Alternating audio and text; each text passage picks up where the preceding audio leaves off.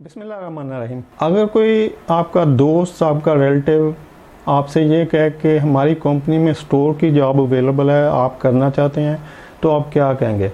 क्या आप ये कहेंगे कि नहीं, मेरा पैशन कुछ और है, मुझे सेल की जॉब चाहिए या मुझे फ़लाँ जॉब चाहिए, तो मैं स्टोर की जॉब नहीं करूँगा, या आप फ़ौरन हाँ कर देंगे? आज से हम शुरू कर रहे हैं अपना स्टोर और वेयर हाउस मैनेजमेंट का टॉपिक। और स्टार्ट में मैंने सोचा कि बजाय मैं आपको ये बताऊं कि स्टोर क्या होता है, स्टोर कितनी किस्म का होता है, स्टोर में किस तरह की एक्टिविटी होती हैं, जॉब डिस्क्रिप्शन क्या होता है, तो ये हम नेक्स्ट वीडियो में डिस्कस कर लेंगे। अभी मैं आपको ये बता दूं कि वो लोग जो बिगनर में हैं, न्यू कमर हैं, जॉब ज्वाइन करना चाहते हैं या कर चुके हैं, उनको अगर स्टोर की जॉब ऑफ़र होती है तो फ़ौरन हाँ कर दें।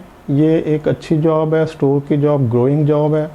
और कुछ जॉब होती हैं जो डेड जॉब होती हैं। डेड जॉब कौन सी होती हैं ये मैं आपको एंड में बताता हूँ, लेकिन स्टोर की जॉब जो है डेड जॉब नहीं है, ये एक ग्रोइंग साइड पे अच्छी जॉब है जहाँ पे आप ग्रो कर सकते हैं, अच्छी इंक्रीमेंट ले सकते हैं, अच्छी सैलरी पे जा सकते हैं और रैपिडली ग्रो करते हुए मैनेजरियल सीट तक तरक्की कर सकते हैं। स्टोर में दो तरह के काम हो रहे होते हैं।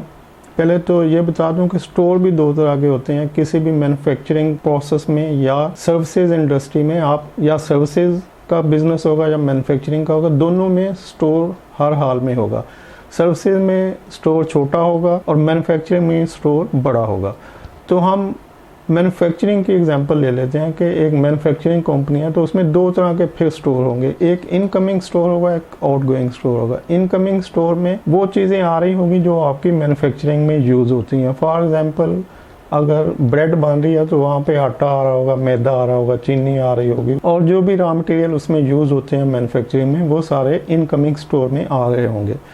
इस तरह से एक आउटगोइंग स्टोर होगा जहाँ पर जो मैन्युफैक्चरिंग हो रही है, जैसे ब्रेड मैन्युफैक्चर हो रही है, तो वो ब्रेड बनने के बाद आउटगोइंग स्टोर में जाएगी जहाँ से वो आगे डिस्ट्रीब्यूटर को या शॉपकीपर को तकसीम हो जाएगी। तो एक इनकमिंग स्टोर होगा, एक आउटगोइंग स्टोर होगा। अब जितने भी लोग स्टोर में जॉब कर रहे होते हैं, जूनियर से लेकर सीनियर तक, उन सब का एक काम जो सुबह से शाम चलता रहता है वो है रिसीव करना, इशू करना।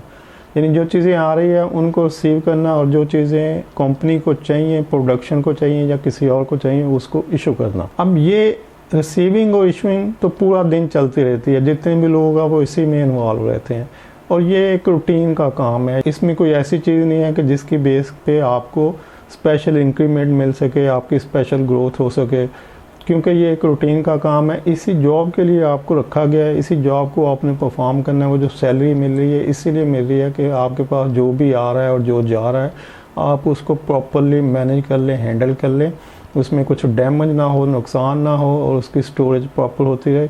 तो ये आपकी ड्यूटी है। जब आप ड्यूटी अच्छा परफॉर्म करते हैं तो उसके बदले में आपको सैलरी मिल जाती है। अगर आप ड्यूटी अच्छी परफॉर्म नहीं करते तो आपकी छुट्टी हो जाती है।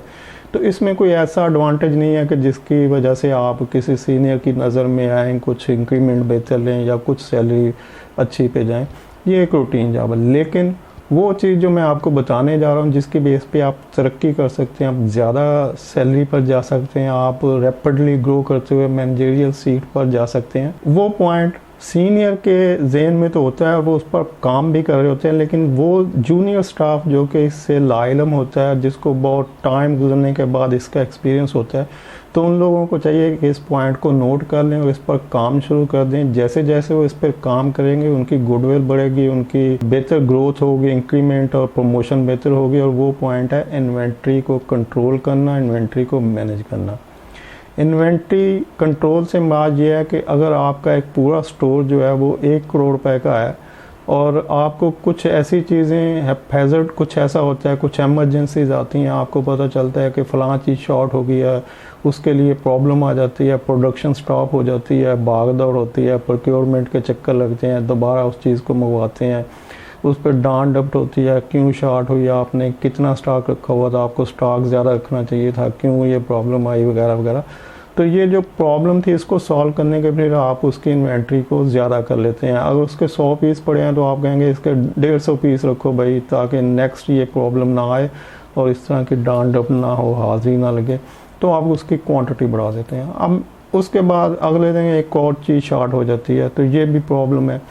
तो ऐसे अगर आप इन्वेंट्री को प्रॉपरली मैनेज नहीं करते, आप उसका एक लेवल डिसाइड नहीं करते कि आपकी डेली कितनी रिक्वायरमेंट है, वीकली कितनी है, मंथली कितनी है, और आपके कितनी स्टोर में रखनी चाहिए, कितना लीड टाइम है, जब आप ऑर्डर करते हैं तो प्रोक्योरमेंट कितनी अरसे में वो चीज़ प्रोवाइड करती है, तो वो टाइम जो कि ऑर्डर करने से उस चीज़ के स्टोर तक आने में लगता है, उतने टाइम में आपके पास कितने पीस उस आइटम के स्टोर में होने चाहिए। तो इस तरह की जो प्लानिंग होती है ये आपको गुडविल में लाती है, आपको सीनियर मैनेजमेंट की नज़र में लाती है। फॉर एग्ज़ाम्पल, अगर आपके स्टोर के अंदर कुछ ऐसी चीज़ें पड़ी हैं जिनके एक्सपायरी काउंट होती है कि ये इस डेट में एक्सपायर हो जाएंगी, अब आपने उसकी एक लिस्ट बना ली कि हमारे पास टोटल इतनी आइटम है जिनकी एक्सपायरी को हम कंसीडर करते हैं, हम नोट करते हैं कि ये एक्सपायर ना हो, और ये जो टोटल इतनी आइटम जिनकी एक्सपायरी हम चेक करते हैं, इनकी इतनी क्वांटिटी पड़ी है और ये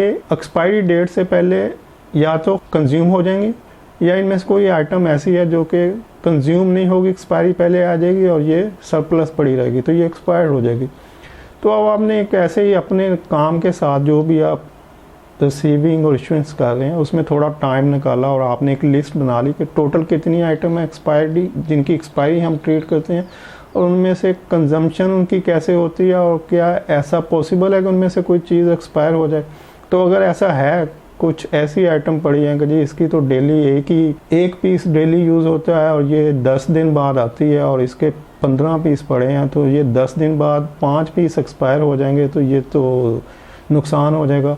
तो अगर आप इस तरह की एक रिपोर्ट बना के अपने सीनियर को देते हैं तो इससे डेफिनेटली एक आपकी गुडविल डेवलप होती है, सीनियर को पता चलता है कि ये एफिशिएंट आदमी है, ये अपने रूटीन के जॉब के अलावा भी कुछ नज़र रख रहा है, स्टोर की एक्टिविटी को देख रहा है।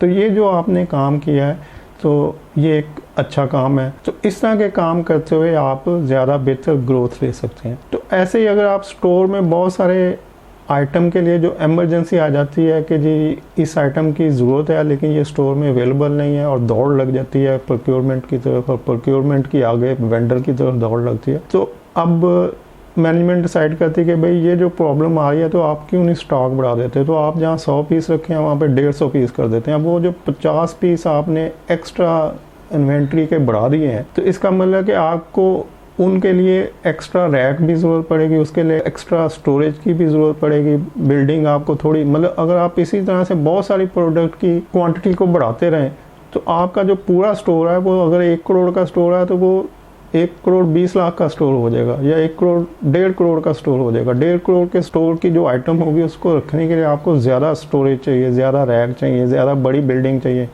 फिर उनको हैंडल करने के लिए आपको ज़्यादा स्टाफ चाहिए।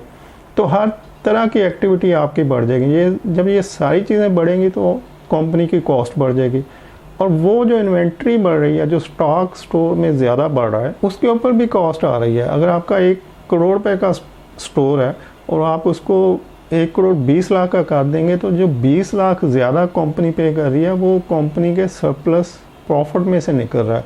तो कंपनी को जहाँ 1 करोड़ खर्च करना था उसको 1 करोड़ 20 लाख खर्च करना पड़ा, तो 20 लाख एक्स्ट्रा उसको खर्च करना पड़ा है। ये इस तरह की एक्टिविटी को जब हम देखते हैं कि स्टोर वाला किस तरह से एफिशिएंटली अपने स्टोर को हैंडल करता है कि कोई चीज़ एक्सपायर्ड ना हो, कोई चीज़ डैमेज ना हो, स्टोरेज में उसकी प्रॉपर हैंडलिंग हो, उसकी जो शेल्फ लाइफ है वो प्रॉपरली मैनेज हो, वो लोग जो स्टोर में काम कर रहे हैं उनकी नज़र में हो।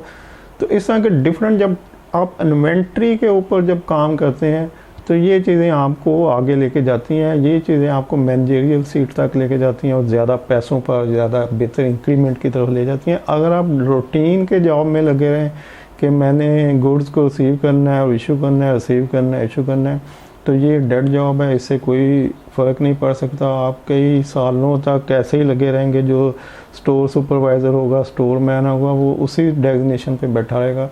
तो खुद हिम्मत करें, सीखें, सीखने के बाद हिम्मत करें।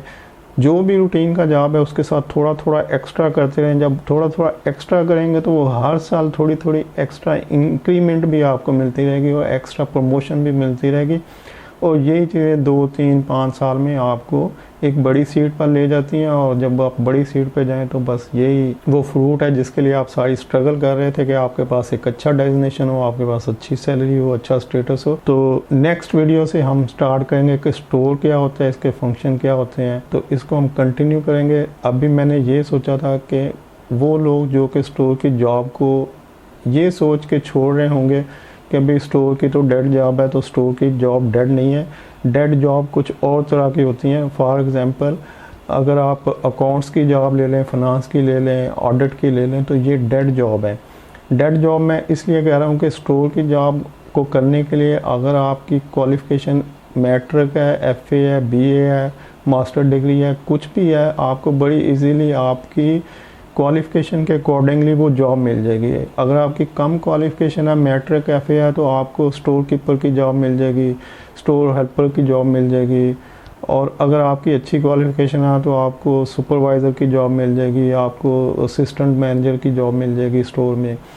और जैसे ही आप 2 3 साल का एक्सपीरियंस लेंगे तो नेक्स्ट आपकी प्रमोशन हो जाएगी। और जो अकाउंट्स की जॉब है ये डेड इसलिए है कि यहाँ पे आपको हाईली क्वालिफाइड होने की ज़रूरत है। जैसे कि आप CA हो, आप चार्टर्ड अकाउंटेंट हो, आप ICMA हो, आप MCOM हो, आपने फाइनेंस में MBA किया हो। अब इन सारी क्वालिफ़िकेशन को हासिल करने के लिए आपको सख्त स्टडी करनी पड़ती है, पैसों की एक हैवी इन्वेस्टमेंट है। और उसके बाद भी जो हाईली पेड लोग होते हैं अकाउंट फाइनेंस में, ऑडिट में, वो सिर्फ वो होते हैं जो हेड ऑफ डिपार्टमेंट होते हैं। उनके नीचे बेशक नेक्स्ट जो उनके नीचे है वो चार्टर्ड अकाउंटेंट भी हो तो उसकी उतनी सैलरी नहीं होती। सिर्फ एक ही बंदा होता है जो हेड ऑफ द डिपार्टमेंट होता है, उसको हाईली पे किया जाता है क्योंकि वो मियाँ साहब का चहीता होता है, वो उनके सारे राज जान रहा होता है, उनकी सारी फाइनेंशियल कंडीशन पोजीशन को हैंडल कर रहा होता है। तो इसलिए मियाँ साहब उसको एक बेहतर सैलरी देते हैं ताकि ये मेरी किसी को अपने पास ही रखे। और उस बंदे के नीचे जितने भी चार्टर्ड अकाउंटेंट होंगे वो बेचारे 2 3 लाख, अगर हेड ऑफ डिपार्टमेंट 10 लाख ले रहा हो तो दूसरे जितने चार्टर्ड अकाउंटेंट होंगे 10 लाख पर नहीं होंगे, वो 2 लाख 3 लाख ले रहे होंगे। और उसके बाद जो नॉन चार्टर्ड अकाउंटेंट है, यानी जो नॉन क्वालिफाइड हैं, जिन्होंने ICOM BCOM किया होता है, वो बेचारे चीफ अकाउंटेंट से ऊपर नहीं जा सकते। वो सारी उम्र भी लगे रहेंगे, उनके बाल सफ़ेद हो जाते हैं, बल्कि गंजे हो जाते हैं। वो मोटी मोटी ऐनकें लगी होती हैं। जिस जगह पे, जिस टेबल पे बैठते हैं, कमरे के एक कॉर्नर में दूर एक टेबल पड़ा होता है, वो उसी टेबल पे सारी उम्र बैठे रहते हैं। और अगर वो बैंक बुक लिख रहा है, बैंक लेजर रिकनसाइल कर रहा है, वोचर कोई डाल रहा है, तो वो उसी एक ही वोचर डालने पे सारी उम्र गुजार देता है। उसको दूसरा काम देते ही नहीं कि भाई तुमने ये कैश वोचर डालने हैं, तुमने पेमेंट वोचर डालने हैं, तुमने बैंक रिकनसाइल करना है, तुमने पार्टी लेजर रिकनसाइल करना है, तो वो उसी काम पे लगे रहते हैं। और ये इसलिए मैं कहता हूँ ये डेड जॉब है कि इसके लिए आपको, अगर आप प्रॉपर स्टडी करके हाईली क्वालिफाइड होना चाहते हैं तो आपको बड़ी इन्वेस्टमेंट पैसे चाहिए और पढ़ने के लिए स्ट्रगल भी करनी पड़ती, मेहनत करनी पड़ती है। उसके बाद कहीं पे आप जाकर चार्टर्ड अकाउंटेंट बनेंगे और वो भी बहुत इंतहाई मुश्किल काम है। और उसके बाद जो जॉब मिलेगी वो वही जॉब होगी 1.5-2 लाख और एक छोटी मोटी गाड़ी। और लोगों के जो आइडियल होता है लोगों के जहन में वो होता है जो हेड ऑफ द डिपार्टमेंट है कि फलां बंदे ने चार्टर्ड अकाउंटेंट था और उसको 10 लाख सैलरी मिल रही है, ऑडी है या BMW उसको गाड़ी कंपनी ने दी हुई है, तो वो एक ही बंदा होता है और वो मियाँ साहब का अपना चहीता होता है। उसको देख के कभी भी चार्टर्ड अकाउंटेंट बनने की कोशिश ना करें, अदरवाइज सारे चार्टर्ड अकाउंटेंट एक नॉर्मल सैलरी पे जा रहे होते हैं। तो मकसद कहने का ये था कि जब भी आप स्ट्रगल करें तो आप ये ज़रूर देखें कैरियर में कि ये इसके लिए क्वालिफ़िकेशन कितनी चाहिए, इसके लिए टाइम और इन्वेस्टमेंट कितनी चाहिए, और उसके बदले में मुझे अगले 20-25 साल का जो मैंने कैरियर लगाना है अपनी जॉब में, उसमें मुझे रिटर्न क्या होगा। तो अब वो बंदा जो FA BA है वो बेचारा सारा कुछ छोड़ के चार्टर्ड अकाउंटेंट बनने की कोशिश में या MCOM ICMA इस तरह के सब्जेक्ट में जाने के लिए स्ट्रगल शुरू कर दे तो बहुत मुश्किल है कि वो उस लेवल पे जा सके। तो उसको जो उसकी क्वालिफ़िकेशन के हिसाब से जॉब अवेलेबल है उसको उसे फ़ौरन ज्वाइन कर लेना चाहिए। और उस जॉब को ज्वाइन करने के बाद उस जॉब के रिलेटेड एक्सपीरियंस, नॉलेज, स्टडी उसको बढ़ाना चाहिए। तो 2 से 3 साल लगते हैं किसी भी जॉब में प्रॉपर ग्रो करके प्रॉपर सीट पर पहुंचने में। और मैक्सिमम 5 साल लग जाएंगे। तो इस तरह से कुछ डेड जॉब होती हैं और कुछ ग्रोइंग जॉब होती हैं। नेक्स्ट हम स्टोर को कंटिन्यू करेंगे और स्टोर के ऊपर डिटेल वीडियो अपलोड करते रहेंगे। तो जो भी लोग स्टोर के रिलेटेड हैं, अगर आप डायरेक्ट स्टोर से हैं तो आप ज़रूर इसको आगे फॉलो करें, और अगर आप स्टोर से नहीं हैं तो वो लोग जो कि स्टोर के रिलेटेड हैं, आपके कलीग हैं, उनसे ज़रूर शेयर करें ताकि उनको ये नॉलेज मिलता रहे। तो वीडियो देखने के लिए शुक्रिया। अल्लाह हाफ़िज़।